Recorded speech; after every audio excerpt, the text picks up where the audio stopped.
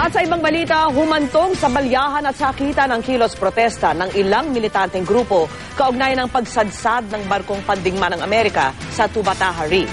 Saksi si Steve Dailisan.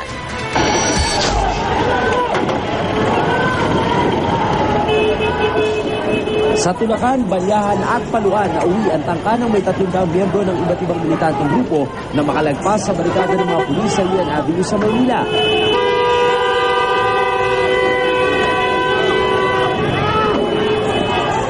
Pakay nila magprotesta sa harap ng Embahada ng Amerika sa Ross Boulevard para iparating ang pagtutol sa presensya ng US Navy sa bansa, partikular na ng USS Guardian, ang barkong pandigma ng Amerika na sumadsad sa Tubataha Reef. Buwelta ng mga realista sa mga humarang na pulis.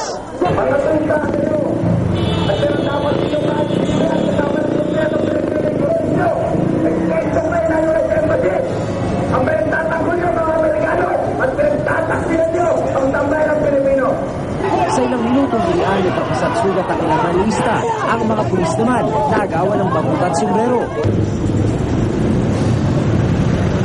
Dahil sa insidente, nagsikip ang daloy ng trapiko. Sa kabila ng sakitan, iginit ng mga pulis na pinairal nila ang maximum tolerance.